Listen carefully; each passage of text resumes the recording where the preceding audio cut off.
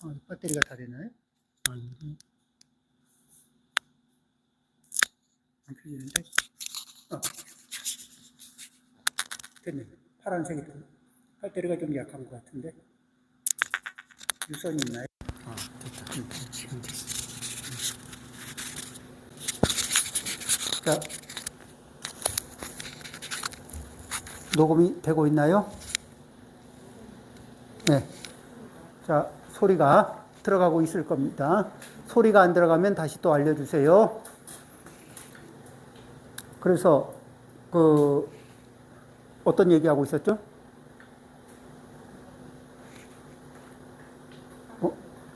네? 탐욕. 탐욕과 분노. 이 분노는 자기 탐욕이 충족되지 않은 자리에서 충족되지 않는 조건은 10개, 20개, 1000개, 10,000개가 될 수가 있는데 그 중에 누군가가 충족되지 않는 조건에 하나를 하나에 기여를 하잖아요. 그러면은 그것만으로도 거기에다가 모든 분노를 쏟아 부을 수가 있어요. 자, 괜찮아요? 그런 식으로 이 분노, 탐욕과 분노는 충족되지 않은 욕망을 타고 이 분노가 일어날 수가 있고, 그런 것들은 뭐냐면은 이 파괴적인 욕구가 일어나기도 하고 이러면서 우리가 분노로 어떤 문제를 해결할 수 있을 것 같은 느낌은 받아요. 그래서 분노를 발산하면서 어떤 문제를 해결해 보려고 노력도 많이 했지. 그런데 분노를 발산하니까 문제는 해결되든가요? 그 다음에 분노를 발산하고 나니까 저녁에 잠은 잘 오든가요? 그 분노를 가슴에 잔뜩 품고 있으니까 그 마음은 평안하시든가요? 인격이 굉장히 좋아지죠.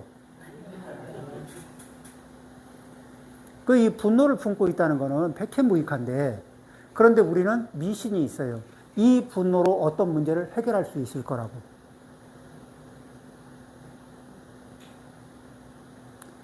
감정이 상하면은 감정이 상한 이유와 감정이 상한 정도를 설명을 할 줄 알아야지, 그 감정이 상한 만큼을 이렇게 뿜어내잖아요. 감정이 상한 만큼을 누구에게 뿜어낼 때 우리는 거기에다 뭐냐면 정당한 분노라고 내가 알맞은 정도의 분노를 한다고 생각하지만은 항상 오버합니다. 내가 다른 사람보다 3배는 잘났다 싶고 5배는 잘났다 싶잖아요. 제가 한 10배는 잘났다고 생각하고 있다가 누가 내 뺨을 한 대 때리면은 내가 10배는 잘났는데 내 뺨을 때리고 나면 그분 한 대 맞았으니까 내가 한 대만 때리고 나면 내 분이 풀릴 것 같아요? 적어도 10대 L은 패야 분이 풀리지. 그래야 겨우 본전이고. 그러니까 10대만으로 만족할 수 없다. 한 대 더. 손해는 볼 수 없잖아. 조금 이득을 남겨야 되니까. 이렇게 우리는 자기 아상이 일으킨 자기 확대증에 의해서 분노 양, 정당하다고 생각하는 분노의 양도 이렇게 커져요. 그러니까 이 세상에는 서로가 서로에게 분노를 적당한 양을 뿜어댔지만 계속해서 이 과도한 피해자들이 발생될까 안 될까? 계속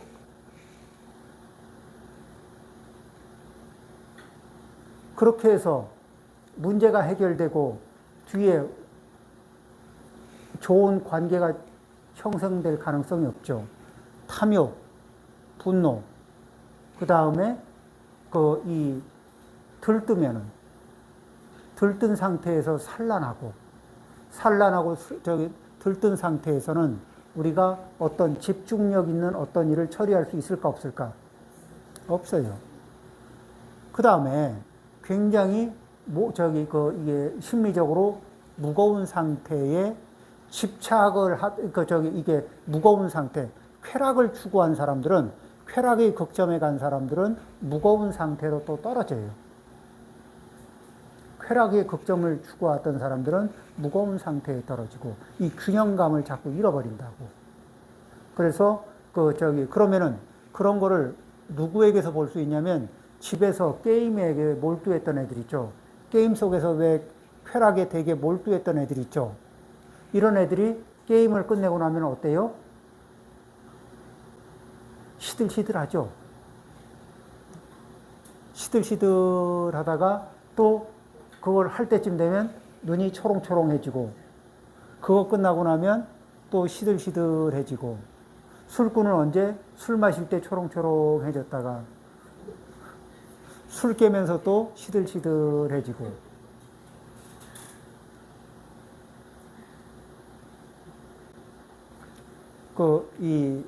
그런 것들이 있어요. 그래서 그렇게 이런 대칭적인 그런 습관 패턴을 가지고 있다면은 그 시들시들한 상황을 벗어나기 위해서 또 무리를 하게 돼 있어. 그런 습관으로부터 그런 습관을 벗어나기 위해서 그런 습관을 벗어나는 데는 기본적으로 우리가 기본적인 중독 현상을 벗어나는 데는 한 얼마 정도의 시간이 필요하다고요? 4주 이상의 시간이 필요합니다. 적어도 4주. 그러면은 그 상태에서는 그런 습관 상태에서 벗어나려면은 쉬울까 어려울까? 어려워. 그런데 그 4주 동안의 고통스러움이 있죠. 불편하고 고통스러운 게 있는데 그럴 적에는 어떤 거래요? 해왔던 습관적인 걸 하는 게 아니라 이제 보람을 느낄 수 있고 신선한 감각을 느낄 수 있는 것들을 해봅니다. 이 시간이 되면 이게 봉사를 하면서 그러니까 그 행위는 그런 이게 이렇게 좋았다 또 이게 침체됐다 쾌락에 집중했다 또 침체했다 이런 상황 이 혼침과 도거 이런 상태에 왔다 갔다 그러니까 들뜨는 상태와 그 다음에 이렇게 맥 빠지는 상태 이런 상태에 왔다 갔다 하던 그런 우리의 그 상태로부터 벗어나기 위해서 그래서 어떤 리듬을 만들어낸다?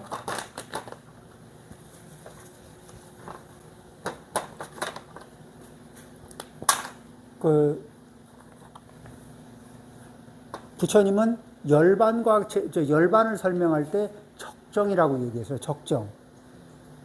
이 열반 적정. 그렇죠. 이 적정이라는 말은 우리의 마음 상태가 이렇게 크게 이렇게 요동치게 그래서 극점에 갔다가 이렇게 위로 과도하게 올라갈 때를 이게 들뜨는 상태, 과도하게 처지는 상태를 뭐라 그래요? 그거를 혼침의 상태 이렇게 표현하거든. 그런데 이런 게 아니고 안정적인 상태.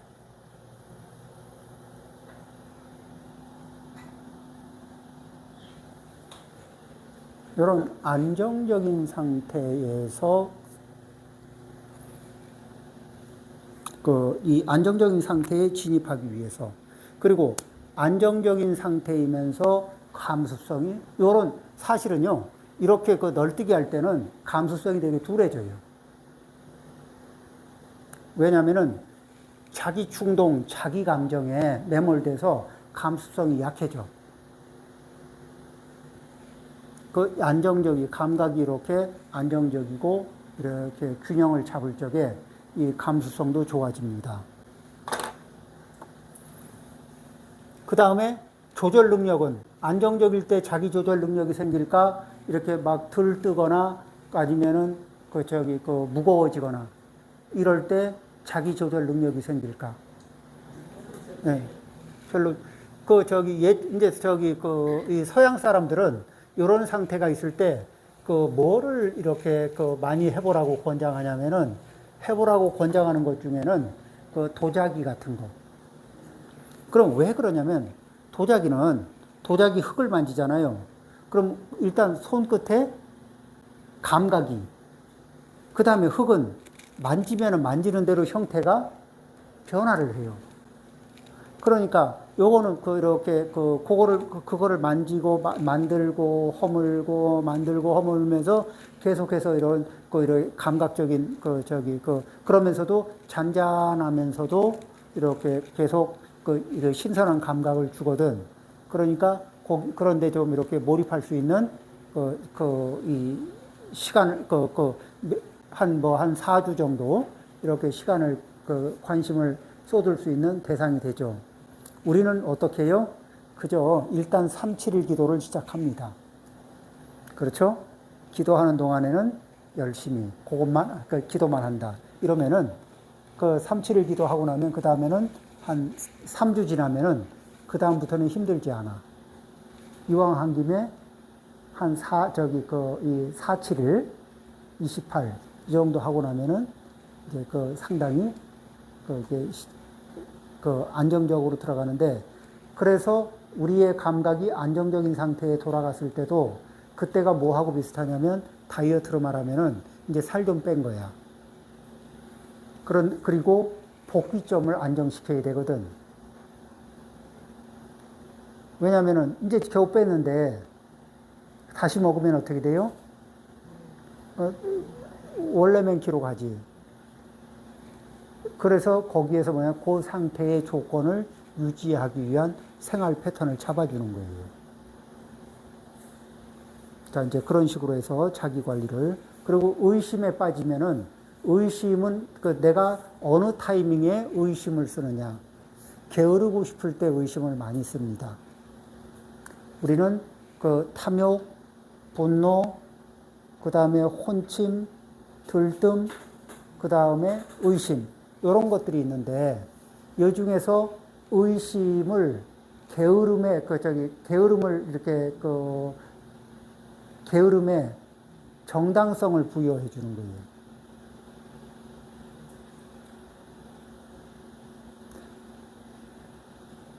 하기 싫을 때 정당성을 부여하는데 의심만 한 게 없죠. 그런데 더 대단한 건 뭐냐면은 의심을 한번 꼽잖아요. 그러면 인연이 멀어져. 그 사람의 진심을 의심하잖아요. 그 인연이 멀어져요.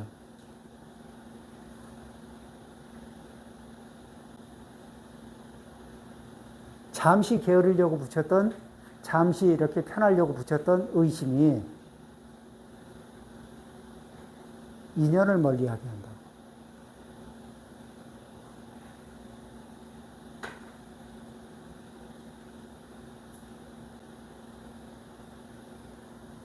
의심 뒤에는 비방이 따라갈 수 있을까 없을까요? 의심 뒤에 비방 따라갈 수 있죠. 그럼 한번 볼까요?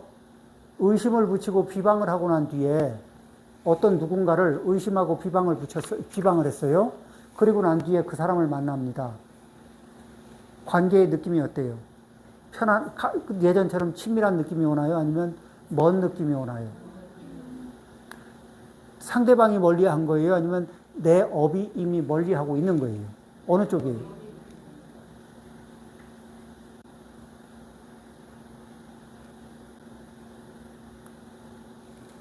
아니, 왜 그렇게 멀어졌어요? 몰라. 나도 왜 이렇게 멀어졌는지 몰라.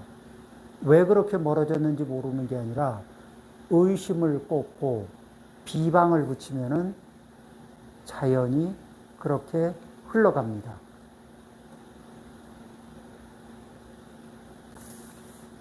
자, 그러니까 마음속의 5가지 장애물을 벗어던지고, 이건 뭐예요? 이 장애물은 우리 인생에 우리를 지혜롭지 못하게 만드는 특징이에요. 그래서 이 5가지 장애물로부터 벗어나는 노력을 합니다. 이거에 대해서는 또 다른 날 조금 더 자세하게 한번 다룰 날이 있을 겁니다. 자, 5가지 장애물을 벗어던지고 온갖 번뇌를 버리고, 그리고 이제 번뇌무진 성원단 이런 얘기도 있죠.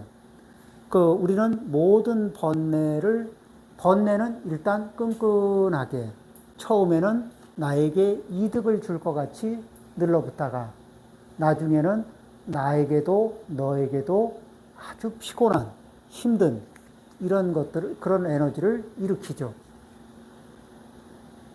어느 것에도 의지하지 않으며, 그러니까 소욕지족하면 의지하는 것이 적어지나요, 많아지나요? 자, 소욕지족을 하면은 의지하는 것이 점점 적어집니다. 점점 적어지고 나면은 나에게서 무엇이 빠져나가요? 허영심이 빠져나가요. 자, 내가 허영심을 부릴 때는 나를 화려하게 만든다는 생각이 있지만, 남이 허영심을 부리는 것을 보면은 어떤 느낌으로 보여요? 다른 이가 허영심을 부리는 걸 보면 아름답게 보이죠? 나에게 내가 허영심을 쓸 때는 나를 좀 이렇게 폼새나고, 이렇게 모양 있게 만들어준다고, 그렇게 한다고 생각이 들어요. 내 관점에선 그렇습니다. 그런데 다른 사람의 허영을 보면, 굉장히, 이렇게, 그 사람의 아름다운 자리가 아니라 허술한 자리가 많이 보이죠. 허영이 빠지고 나면 사람이 견실해집니다. 허영을 붙여서 말을 하면은 상대방이 잘 믿어줄까? 진실한 말을 잘 믿어줄까?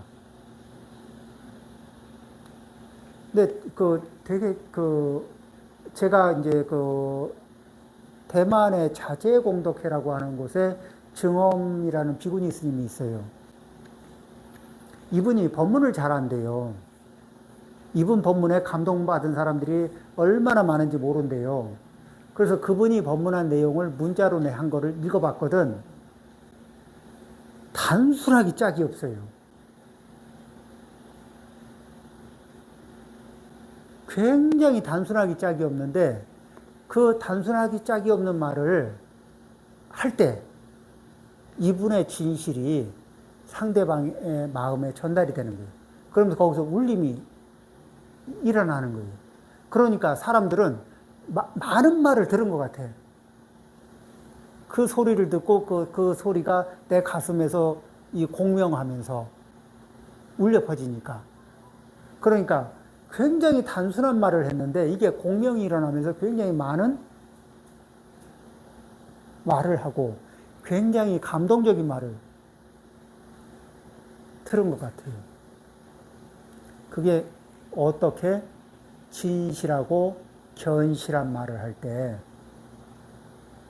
거기에 정성과 공경이 담기면은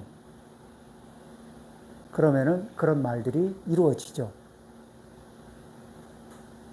그래서 이 화려하게 장식을 많이 한 말이 전달력이 큰 거는 아니더라.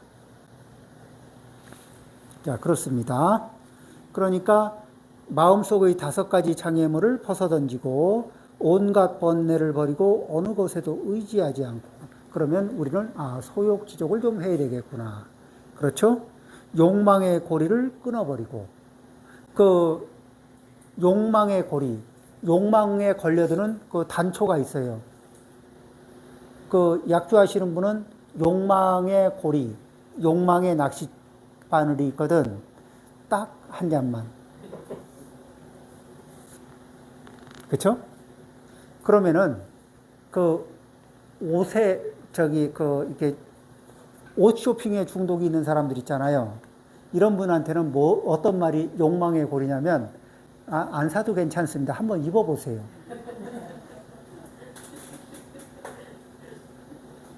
요게 욕망의 고리가 돼요. 그렇죠?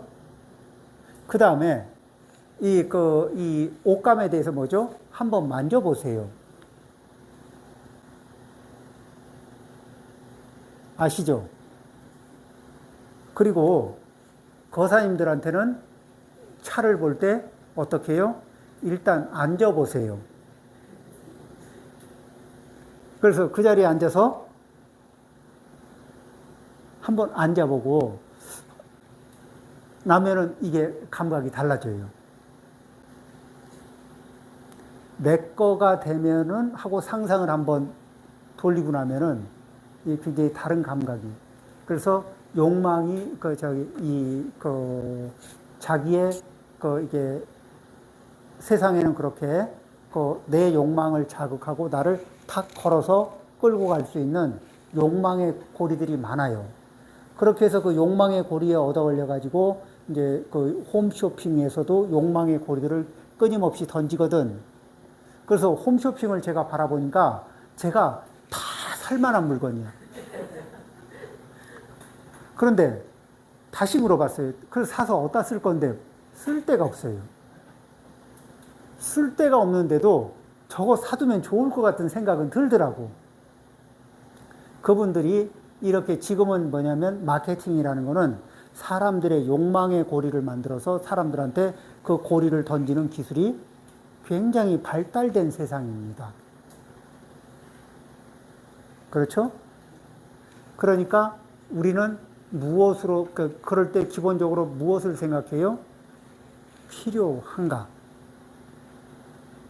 그 다음에, 어떻게 생각하면 좋아요? 조금 덜 편해도, 약간 불편해도 쓸만하면 좋지. 요즘 고장나서 버려요? 안 그러면은 새 물건이 나왔기 때문에 버려요? 그렇죠? 그 쓸만한 상태에서도 그 쓸만한 것을 이렇게 쓰는 마음.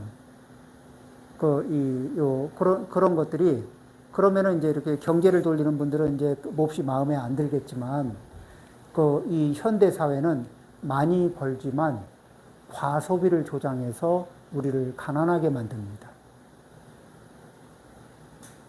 그렇죠?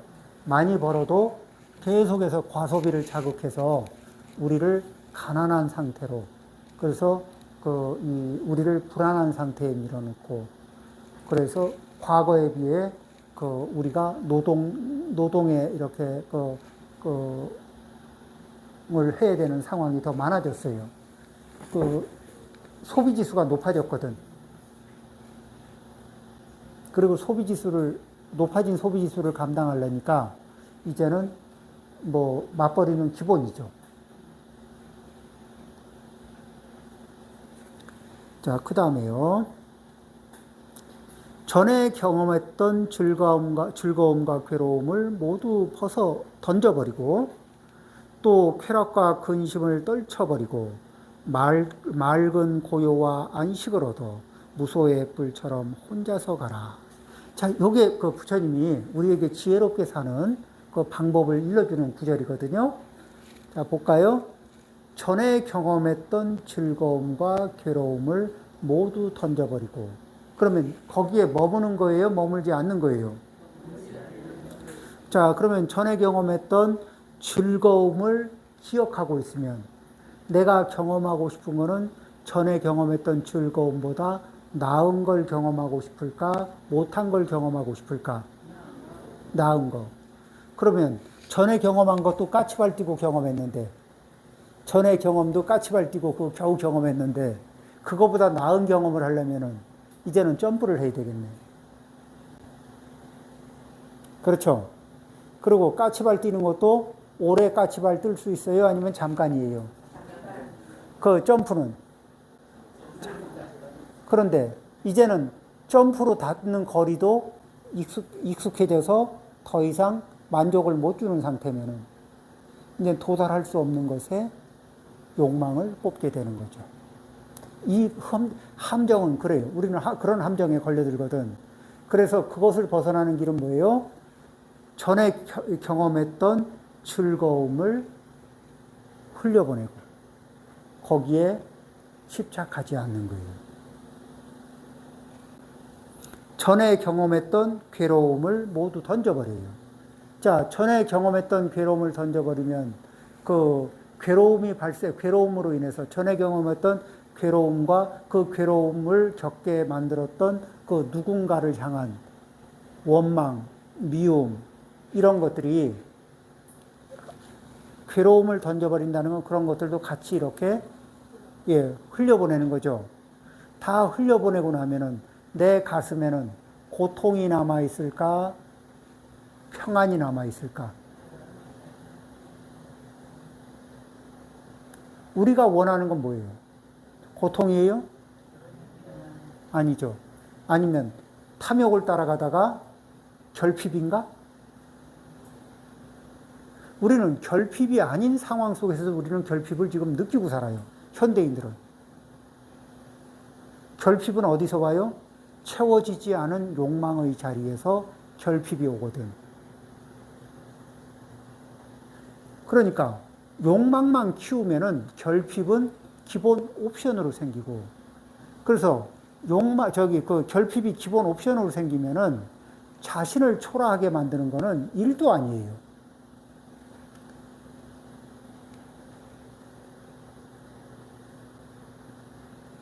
내가 나한테 속삭여요. 아니, 이것도 나한테 못 해줘?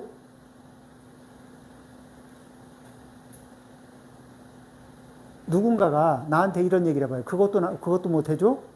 그것도 못 해줘? 해줘야 될 것 같은데 못 해주고 있으면. 아이가 그럽니다. 부모한테. 그것도 못 해줘? 이 소리를 계속 듣고 있는 부모는 마음이 어떨까요? 그게 자기가 자기에게 이것도 못 해주고 저것도 못 해주고 그 상황에 빠지게 되죠. 전에 경험했던 즐거움과 괴로움을 내려놓습니다. 이걸 뭐예요? 응무소중. 머무는 바 없이. 그 다음에 어떤 마음을 내요? 맑은 고요와 안식의 마음을 냅니다.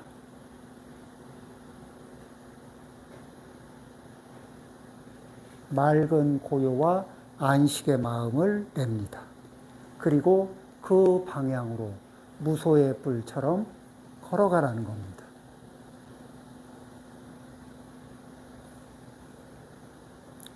자, 최고의 목표에 이르기 위해서 무엇이 최고의 목표예요? 맑은 고요와 안식의 상태, 적정의 상태로 그런 최고의 목표에 이르기 위해서 열심히 노력하면서 뭘 알아차려요? 내가 무엇에 익숙해져 있는가? 내 행동 패턴이 어떻게 길들여져 있는가? 그리고 그 중에서 선한 인과를 내는 것은 어떤 것들이고, 이 불행한 인과를 내는 것들은 어떤 것이 있나 알아차리고, 내 업이 냈던 물줄기를 바꾸는, 그래서 이런 것들을 이제 수행이라고 하죠. 그러기 위해서는 열심히 노력하고, 마음의 안일함을 물리치고, 자, 그런 걸 하려고 그러면 힘이 나를 관찰하고, 내 습관의 물줄기를 바꾸고, 이런 일을 하려면 쉬울까, 어려울까? 성공하는 일이 많을까, 실패하는 일이 많을까? 실패하는 일이 많으면은, 시도해보면 실패하고 이러거든. 그러다 보면은, 재미가 나요? 아니면은, 좀 쉬었다 하지. 해서 조금 쉬었다 보면 헬스 끊어놓고 하루 쉬었다 가지 하는 거하고 거의 비슷해. 헬스 끊어놓고 수영 끊어놓고 하루 쉬었다 가고 이틀 쉬었다 가자고 하고 나면 그 뒤에는 석 달 회원권이 만료되는 시간이 다가옵니다. 그렇듯이 인생 마감 시간도 그렇게 다가와요. 그러니까 어떻게 마음의 안일함, 이 마음의 안일함을 물리치고 수행에 게으르지 말며, 수행이라는 것은 무엇이냐? 수정 행위, 나의 몸의 업을 수정하고, 내 말의 업을 수정하고, 내 마음의 업을 수정하는 거예요. 업이라는 건 뭐예요? 업이라는 거는 고착된 행위 패턴이에요. 우리는 이렇게 보죠. 저 사람은 늘 저런 식으로, 저 상황만 되면 저런 식으로 행동하더라. 저런 식으로 말하더라. 저런 식으로 행동하더라. 저런 식으로 마음 쓰더라. 있어요, 없어요? 그건 그 사람의 업의 길인 거야. 근데 그렇게 업의 길을 낸 중에 어떤 사람은 참 괜찮은 업의 길을 가지고 있는 사람도 있죠. 그리고 어떤 사람은 꽤 아쉬운 결과를 내는 그런 업의 길을 가지고 있어요. 그리고 그것을 익숙하게 생각하고 그것을 편안하게 생각하고 그것을 할 때 안정감을 느낀다는 이 맹점이 있어요. 그럴 때 본인은 잘하고 있다는 착각이 들거든. 그래서 자기 업을 제3자 관점으로 바라보는 시각. 내 업을 제3자 시각으로 바라보는 거예요. 내가 남의 업을 보면 이렇게 보이잖아.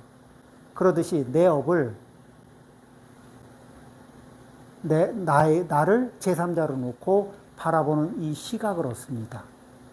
이거를 뭐라 그래요? 자기 객관화. 자기를 객관적으로 보는 거예요. 이런 그런 시각을 가지면서 그래야 제3자 시각, 자기 객관화의 과정을 거쳐야 고칠 게 뭔지. 안 그러고 자기 객관화를 안 하잖아요? 그러면은 어떤 게 있냐면은 이 내 업과 나는 부부 사이하고 비슷해. 뭔 짓을 해도 암만 치사해도 편들어주는 관계.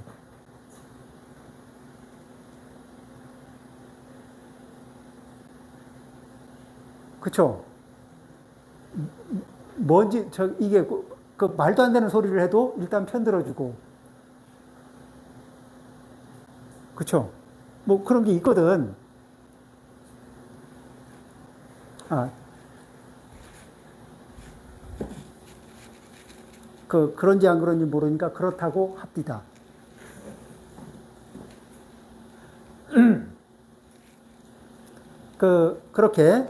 이렇게 해서 뭐냐면은, 최고의 목표에 이르기 위해, 최고의 목표의 내용이 뭐냐면은, 우리는 맑은 고요와 안식의 상태, 적정의 상태에 다가가기 위한 노력을 합니다. 그러면서 열심히 노력하고 마음의 안일함을 물리칩니다. 조금 있다 하지, 쉬었다 하지, 나중에 하지. 이거는 헬스장 끊어놓고 한 3일 쉬었다 가지. 이렇게 하는 거하고 거의 비슷하다는 거. 자기 객관화를 하다가 보면 자기 합리화가 될 수도 있지 않을까요? 거기에다 이제 이런 거예요. 자기 객관을 할 때는 어떤 게 있냐면은 우리는 늘 자기 합리화를 하고 있는데 자기 합리화를 하고 있는데 당신은 맨날 그래. 이런 말을 하잖아요. 그럼 그 목록을 다 기록해. 그건 내 업의 패턴이거든. 이럴 때는 당신은 항상 이렇더라. 그러면 그건 내 업의 패턴이에요. 나는 못 알아차리지만 남들은 알아차리는 내 업의 패턴이에요. 그런 걸 기록합니다. 그 다음에 당신이 이럴 땐 불편하더라. 그럼 또 기록해요. 나는 합리화할지 모르지만 일단 그 내용은 그냥 사실대로 기록해요. 그리고 내 업이 이럴 때, 그러고 이제 관찰을 해보는 거예요. 이런 업이 어떻게 불편함을 초래하는가. 나는 이런 순간에 어떻게 늘 그런 행동이 되는가. 이제 관찰을 하죠. 그 다음엔 어떻게 하냐면은 이런 상황에서 이런 행동을 내가 하고 있는데 다른 사람이 이런 상황에서 이런 행동을 한다면 나는 어떤 해석을 하겠는가? 내 자리에 내가 하던 행위 패턴의 자리에 다른 사람을 집어넣고 그리고 조금 더 객관화하려면 내가 좀 별로로 보는 사람이 그 행동하는 거를 내가 좀 별로라고 보는 사람을 내 행위 패턴에다가 집어넣고 그 사람이 그 행위를 하는 거를 바라봐 주는 거예요. 그걸 머릿속으로 상상을 해봐. 어떤 해석이 나오나.